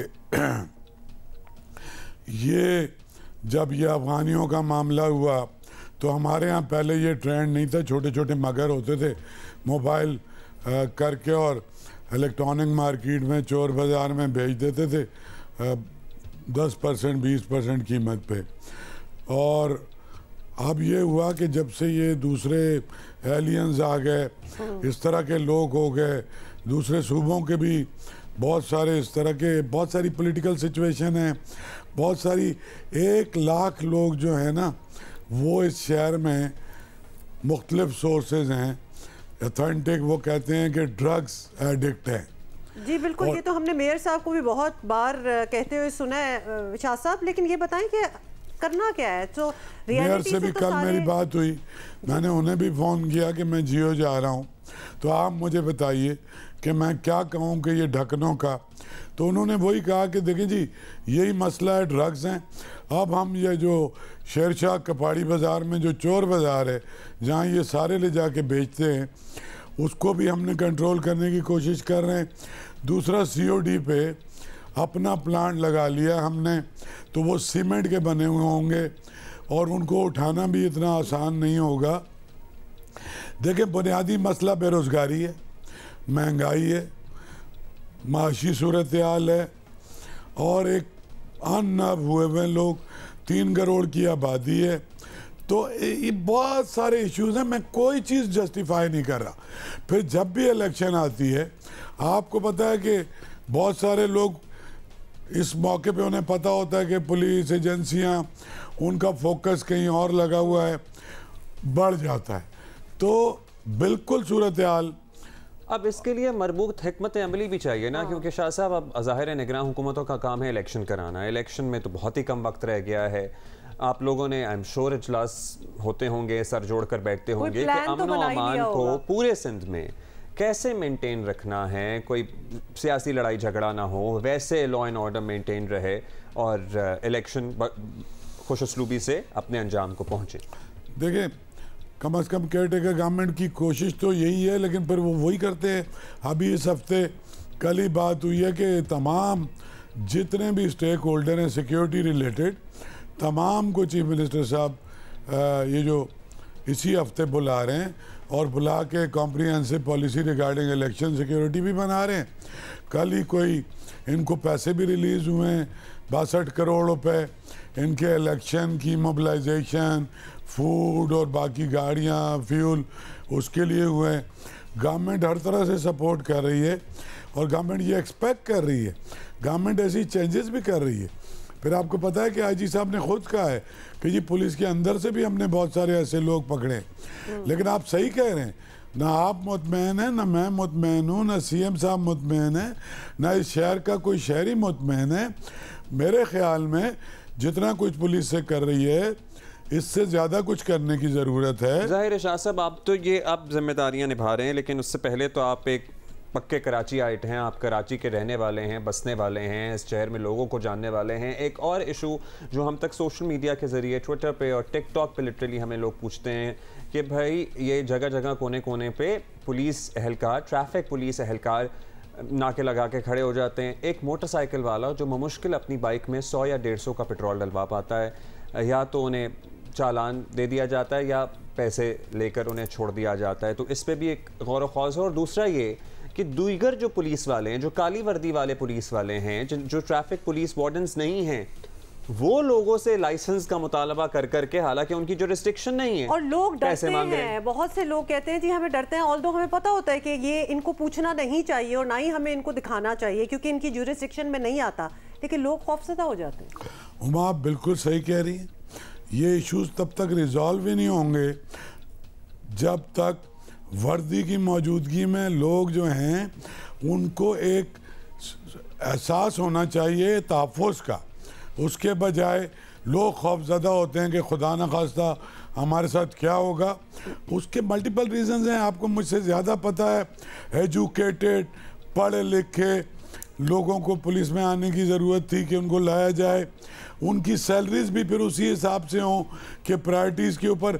आपका कांस्टेबल भी ग्रेजुएट होना चाहिए, इस काबिल होना चाहिए कि वो तमीज़ से बात भी करे और बिहेव भी करे, लेकिन उनके लिए उनका सैलरी स्ट्रक्चर मतलब 1 करोड़ मसाइल हैं और इसको ओवरऑल इस सर्जरी की भी ज़रूरत है। तो ज़रूरत इस बात की है कि इसको ओवरऑल ठीक करने की ज़रूरत है। मुझे उम्मीद है कि अगर इलेक्शन के बाद अच्छा कुछ तो कई हज़ार लोग इस तरह के भर्ती भी हुए हैं और मुसलसल ट्रेनिंग भी बेहतर हो रही है, लेकिन पूरी फोर्स को एक पीपल्स फ्रेंडली पुलिस की ज़रूरत है। अच्छा, एक इशू जो कि सोशल इशू ही समझ लें, ये ज़ाहिर है कराची में तो एक वाक़या रिपोर्ट हुआ, लेकिन पूरे मुल्क में इस तरह के वाक़यात होते हैं। हमारे जो सैनिटरी वर्कर्स हैं उनकी वर्किंग कंडीशंस कोई चेक एंड बैलेंस नहीं है, वो बेचारे ऐसे ही गटर साफ़ करने के लिए जाते हैं और कितने ही हैं जो अब तक अपना काम करते हुए अपनी जान से हाथ धो बैठे हैं। मतलब ये वो जॉब है जिसमें जब बेचारों को और कोई नौकरियां नहीं होती हैं और इन्हीं जॉब में घुसना पड़ता है और इसमें पता होता है कि 50-50 चांस है, मर भी सकते हैं। मतलब ये ऐसा होना नहीं चाहिए। गुलिस्तान जौहर में 2 सैनिटरी वर्कर्स गटर की सफाई करते हुए, जो कि एक अपार्टमेंट बिल्डिंग में प्राइवेटली हायर किए थे, क्योंकि वो कॉल करते रहे थे, वहाँ से तो महकमे से तो कोई आया नहीं था। एक गया, दूसरा भी उसको बचाते हुए जान से चला गया। बहुत ही ट्रेजिक सूरत हाल है। आप सही कह रहे हैं, इससे पहले भी 20-50 वाक़यात पूरे पाकिस्तान में होते हैं। कराची चूँकि दुनिया के बड़े शहरों में से एक शहर है और ये अनप्लैंड आबाद हुआ है। 40% भी ये शहर प्लैंड आबाद नहीं हुआ। ना इसकी सीवरेज प्लैंड है, ना इसकी वाटर सप्लाई प्लैंड है कि हमें कितने MGD पानी चाहिए था। 1000 गज के रेजिडेंशियल प्लॉट को कमर्शियल करके 200 फ्लैट बन जाते हैं। तो मतलब ये एक अनकंट्रोलेबल सूरत हाल है। 55% से ज़्यादा लोग कच्ची आबादियों में रहते हैं, लेकिन जितने भी लोग रहते हैं उसका सूरज, उसका पानी, उसकी सफाई, वो सारा प्रेशर तो आता है। तो उसकी वजह से, और ये तो बहुत ही ट्रेजिक है। कल मैं भी देख रहा था और मेरी बीवी भी देख रही थी, तो हम तो खुद बैठ के रोते हैं कि ये जॉब जो कोई और करने के लिए ही तैयार नहीं है, चंद 1000 रुपए के लिए उनकी जानें दे रही हैं। तो फिर उसके बाद स्टेट उनको, उनकी फैमिली को प्रोटेक्ट कितना कर रही है, ये देखना पड़ेगा कि भाई इनकी इंश्योरेंस कितनी होती है, इनकी फैमिली को उसके बाद क्या प्रोटेक्शन है, इनकी बच्चों की तालीम का क्या होता है। एक कंड्यूसिव वर्किंग एटमॉस्फेयर तो हर शोबे में क्रिएट करने की ज़रूरत है। बदकिस्मती से वो सूरत हाल ना इंडस्ट्री में है, ना मिलों में है। शाह साहब, अभी हमने आपसे एक सवाल किया था और हम आपसे दोबारा जाते जाते ये आवाम की पुरजोर फरमाइश पे रिक्वेस्ट करेंगे कि आप ज़रूर पुलिस के आला अफसरान से इस बारे में पूछगछ करें कि जो ट्रैफिक पुलिस एहलकार हर गली कोने पे खड़े होते हैं और मोटरसाइकिल सवार जो पहले ही बड़ी मुश्किल से पेट्रोल पूरा करता है उसको रोकते हैं, बाज़-औक़ात बिला वजह भी रोका जाता है और या तो पैसे लेकर छोड़ दिया जाता है या बहुत भारी जुर्माने आए। और एज सिटीजन्स क्या एक शख्स जो है रिहायशी है उसे मैं आपसे 100% एग्री कर रहा हूँ, क्योंकि आपको पता मैं आर्ट्स काउंसिल में बहुत ज़माने से हूँ और आर्ट्स काउंसिल का जो चौराहा है वो चौराहा भी इस काम के लिए बहुत मशहूर है। तो कई बार ऐसा हुआ कि मेरा एक दोस्त है, बहुत मशहूर एक्टर है, साजिद हसन। तो साजिद हसन बेचारे के पास टोटल 1000 रुपए थे। तो वहाँ वो आया, तो वो आके मुझे कहने लगा, यार MH मुझे पैसे देना, मैं पेट्रोल डालूंगा। मैंने कहा हुआ क्या है? अब वो मुझसे मजाक भी कर रहा था, ज़ाहिर हमारे रिलेशन भी ऐसे। कहने लगा, यार मेरे पास तो 1000 ही रुपये थे और वो अभी ट्रैफिक वाले ने ले लिए। मैं उठ के गया, मैंने उससे बात की, उसने मुझसे तो बहुत माफ़ी तलाफी मांगी, लेकिन ये बिल्कुल 100% हो रहा है। और इसके ऊपर भी मैं समझता हूँ कि IG साहब को और पूरी हुकूमत को एक्शन लेना चाहिए। और वो जो बच्चे हैं, ये एक बात समझ में नहीं आ रही कि उन बच्चों को जिनके पास बेचारे के पास है ही 100-200 रुपया, तो फिर वो जाके मोबाइल छीन लेगा, उसके पास नहीं है पैसे पेट्रोल डालने के भी, कुछ और करेगा, तो हम उसे मजबूर कर रहे हैं। तो हमें उसकी रिस्पेक्ट करनी पड़ेगी। और अगर उसके पास कोई चीज़ नहीं है उसे वार्निंग भी दी जा सकती है, और अगर कोई मेजर इशू है तो उसका चलान भी किया जा सकता है। हाँ, और साथ साथ हम आवाम से भी ये कहेंगे कि थोड़ा सा कवानीन को भी कवानीन ही समझें, और चाहे वो गाड़ी सवार हो, मोटरसाइकिल सवार हो, हर किसी को जल्दी होती है भाई। हेलमेट पहनना आपके लिए भी जरूरी है, कानून भी है। को हेलमेट के बगैर क्यों आपने मोटरसाइकिल ये आवाम की भी जिम्मेदारी है कि वो हेलमेट नहीं पहनते। अब्दुल्ला, किसी सिग्नल पे कराची में बाइक वाले नहीं रुकते, लाइसेंस नहीं बनवाते किसी सिग्नल पे। That's all the time we have. Thank you for being with us. तो थोड़ा ट्यूशन हमारी भी डेफिनेटली होनी चाहिए। हमारी निजाम को अगर हमने बेहतर करना है तो हमें कंट्रीब्यूशन होती है बेड़ा गर्क करने में। वैसे हाँ। मतलब अभी दूसरे का सिग्नल, मतलब we will protest नहीं मैं बताता हूँ। एक चौरंगी, एक चौराहा, एक चौक आप समझ लें, उस पे एक साइड का सिग्नल बंद हुआ है, दूसरे का खुल गया है, तो वो जो बंद होने और खुलने का टाइम है ना, वो जो तीसरी साइड है वहां पे खड़े हुए कम से कम 5 से 10 मोटरसाइकिल हजरात जो हैं वो जरूर निकलेंगे उन 2 सेकंड्स के दौरान। ऐसा ही। सो यस, ओके, किसी बात पे बड़ी हंसी आ गई कि आजकल, अच्छा anyway we can not talk about it क्योंकि वो सुन लेंगे जिनकी बात हो रही है। इस्लामाबाद का मौसम, और मौसम अच्छा है बुरा है, धुंध का हमने आपसे जिक्र किया है क्योंकि हमारी यादें बड़ी अच्छी हैं इस्लामाबाद की। लेकिन इस वक्त क्या हो रहा है, let's hear it from Zarmeen Zahra, हमारी नुमाइंदा जियो न्यूज़। जी, इस्लामाबाद में गुज़श्ता कई रोज़ से धुंध का सिलसिला जारी है और सुबह और रात के औकात में धुंध जो है वो शदीद हो जाती है। इतनी ज़्यादा धुंध होती है अर्ली मॉर्निंग में और नाइट के टाइम के हद निगाह जो है वो 50 मीटर तक रह जाती है। शहरियों का काफ़ी दुश्वारी का सामना करना पड़ता है। रात के औकात में जो है वो घर जाते हुए जो लोग अपनी ड्यूटीज़ पर होते हैं या फिर ट्रैफिक की रवानी जो है वो वैसे ही बहुत स्लो होती है क्योंकि धुंध के बायस जो है वो लोग बहुत एहतियात से गाड़ी जो है वो चला रहे होते हैं, कुछ दिखाई नहीं दे रहा होता। सुबह के औकात में भी यही हमने आते हुए भी देखा कि जो लोग दफातर को जा रहे थे अर्ली मॉर्निंग में, जो लोग स्कूल्स वगैरह को बच्चे जा रहे हैं, उनके लिए भी खासी जो है वो परेशानी का सामना है। महकमा मौसमियात का सिलसिले में बताना है कि जहाँ पर हवा का दबाव कम होता है वहाँ पर फोग की एक शीट बन जाती है। इसी तरह से देखा जा रहा है कि जो एयरपोर्ट के भी इलाके हैं वहाँ पर भी आसमान पर काफ़ी ज़्यादा जो है वो फोग की शीट बनी हुई है जिसकी वजह से फ़्लाइट ऑपरेशन बहुत ज़्यादा जो है वो मुतासिर हुए हैं। और महकमा मौसमियात का ये बताना है कि 28 जनवरी से अगर कोई बारिशें हो जाती हैं तो इस तरह का जो मौसम है और ख़ास करके ये जो धुंध है इसका जो है वो खात्मा हो जाएगा। धुंध भी है और ग्रीनरी तो नजर ही नहीं आ रही मुझे। मैं दोबारा कुछ मटियाला सा मौसम लग रहा है। और जी दैट इज मटियाला सा, मैं आप जैसे कहती हैं नो मटियाला मलगजा तो मुझे पता है। We can see you tomorrow.